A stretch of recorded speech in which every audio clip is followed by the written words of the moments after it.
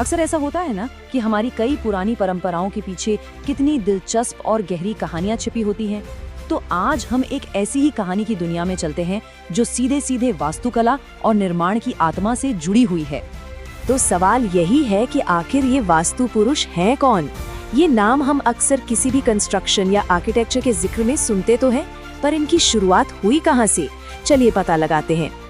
अब ये जो कहानी है ना, इसकी जड़ें जाती हैं एक बहुत बड़े, एक ब्रह्मांडीय टकराव तक। एक ऐसा पल जब दो महाशक्तियां आपस में टकराईं और उस टकराव से कुछ ऐसा जन्मा जिसकी किसी ने कल्पना भी नहीं की थी। कथाओं के हिसाब से ये सब तब शुरू हुआ था जब महादेव और असुर अंधक के बीच एक बहुत ही लंबा और भयंकर युद्ध चल रहा था। ये कोई ऐसी वैसी लड़ाई नहीं थी, बल्कि एक ऐसा महासंग्राम था जिसने समझिए पूरे ब्रह्मांड को हिलाकर रख दिया था।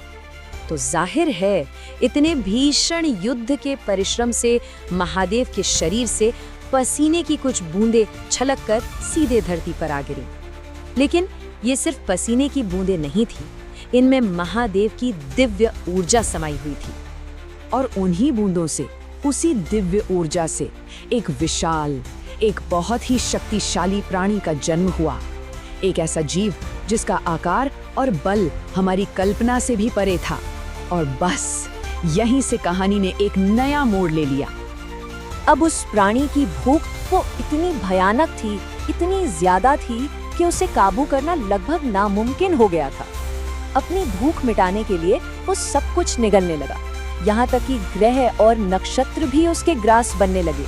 सोचिए, पूरे ब्रह्मांड का संतुलन ही खतरे में पड़ गया था। अब जैसे ही वो जन्मा, उसके साथ ही एक बहुत बड़ा सवाल भी खड़ा हो गया, उसकी अपनी पहचान का। वो कौन था? उसकी जगह कहाँ थी?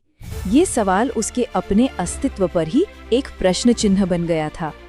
मतलब हालात ये थे कि उसे किसी ने नहीं अपनाया। देवताओं के हिसाब से वो एक असुर था, क्योंकि भाई उसकी हरकतें विनाशकारी थीं। दूसरी तरफ असुर उसे देवता मानते थे, क्योंकि उसका जन्म तो महादेव के अंश से हुआ था। सोचिए, वो दोनों ही दुनियाओं के बीच में बिल्कुल अकेला पड़ गया था। और इसी अकेलेपन ने उसे पूरी तरह से दिशाहीन कर दिया। मतलब कोई था ही नहीं जो उसे रास्ता दिखाए, जो बताए कि क्या सही है क्या गलत। और आप जानते हैं, जब इतनी बड़ी शक्ति बिना किसी मकसद के भटकती है ना, तो वो विनाश ही करती है। तो जब संकट इतना बढ़ गया कि लगा अब तो सब कुछ खत्म हो जाएगा, ठीक उसी वक्त कहानी में एक डिवाइन इंटरवेंशन हुआ। एक ऐसा दिव्य हस्तक्षेप जिसने उस प्राणी की किस्मत हमेशा हमेशा के लिए बदल दी। उसकी वो न खत्म होने वाली भूख उसे सीधा धरती तक खींच लाई। और एक पल तो ऐसा आया जब वो पूरी की पूरी पृथ्वी को ही निगल जाने के लिए तैयार था। समझिए, पूरी सृष्टि पर विनाश का साया मंडरा रहा था। और ठीक उसी पल जब सब कुछ दांव पर लगा था, सृष्टि के रचयिता ब्रह्मादेव वहां प्रकट हुए। सबसे पहले तो उन्होंने उस प्राणी को पृथ्वी निगलने से रोका, और फिर उसकी उस विनाशकारी ऊर्जा को एक नई, एक कंस्ट्रक्टिव दिशा दी। उन्होंने उसे एक दिव्य वरदान दिया और उसे वास्तु पुरुष में बदल दिया। तो सवाल ये उठता है कि ब्रह्मा के उस वरदान ने आखिर उस विनाशकारी प्राणी को एक सम्मानित देवता में कैसे बदल दिया? और सबसे जरूरी बात, इसका आज हमारे लिए क्या मतलब है?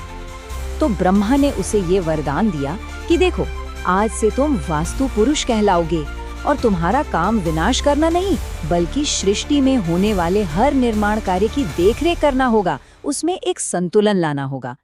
तो इस तरह जो शक्ति विनाश कर रही थी, वही अब निर्माण की देवता बन गई।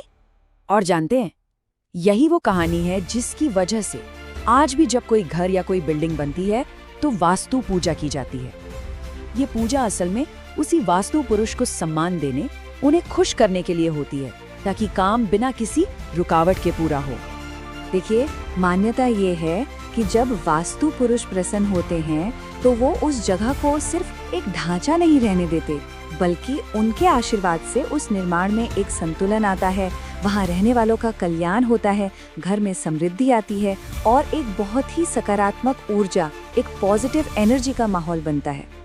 तो आखिर में ये सवाल आता है, सोचिए, अगर हम किसी इमारत को सिर्फ ईंट पत्थर का ढेर ना समझें, बल्कि उसे एक ऐसी दिव्य ऊर्जा का घर माने जिसका जन्म खुद महादेव के अंश से हुआ हो, तो क्या ये बनाने के, निर्माण के प्रति हमारे पूरे नजरिए को ही नहीं बदल देता?